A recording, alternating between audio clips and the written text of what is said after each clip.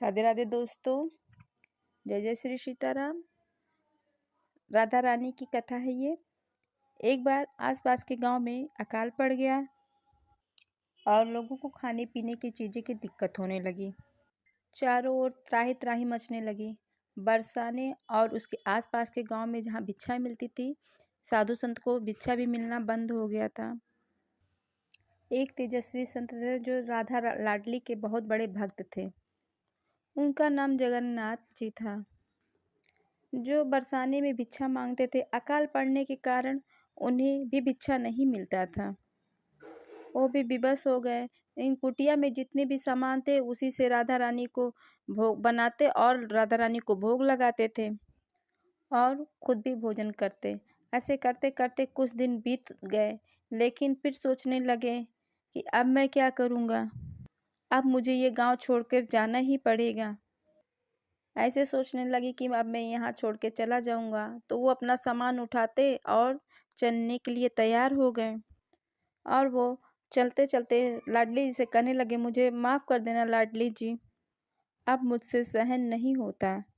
ये देख लाडली जी एक सुंदर ब्रजबाला के रूप में प्रकट हो गईं और संत जगन्नाथ जी से आकर बोली, कहाँ जा रहे हो बाबा?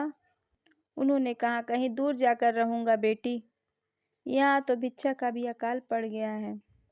लेकिन निपुता पेट तो मानता नहीं। ब्रजबाला ने कहा, बाबा हमारे घर क्यों नहीं आते भिक्षा लेने? आपके लिए तो हर रोज भिक्षा निकाल के रखती है मेरी माँ। बाबा ने कहा, मुझे क्या पता तुम्हारा घर कहाँ है। ब्रजबाला ने कहा, मैं बरसाने के वैद्य श्रीधर की बेटी हूँ और मेरा नाम राधा है। और आप जाइए और मेरी मैया से कहना, जो वाले में भोजन रखा है वो मुझे दे दे। संत ने कुटिया में सामान रखा और बरसाने के लिए चल दिया। और बाबा ने वैद्य श्रीधर के घर भिक्षा के लिए आवाज़ लगाई। तब वैद्य निकल कर आए। बोले, बाबा आज तो भिक्षा में कुछ भी नहीं है। तो बाबा ने उसकी बेटी राधा का जिक्र किया और कहा, आपकी बेटी ने कहा है कि आले में भोजन रखा है। वैद्य आश्चर्य में पड़ गए। वो सोचने लगे कि हमारी बेटी को तो मरे कई साल हो गए। तो वैद्य ने जाकर आले में देखा तो अनेक प्रकार के भोजन वहां रखे हुए थे। वैद्य आश्चर्यचकित रह गए। तब उनकी पत्नी बोली, मैंने तो कभी आले में भोजन रखा ही नहीं, फिर इतना भोजन कहाँ से आया? वैद्य सारी बातें समझ गए। ये कृपा तो जरूर राधा लाडली की ही है। और वैद्य ने भोजन बाबा को दिया और बोले, बाबा रोज आप आकर हमारे यहाँ से भिक्षा ले जाया करो।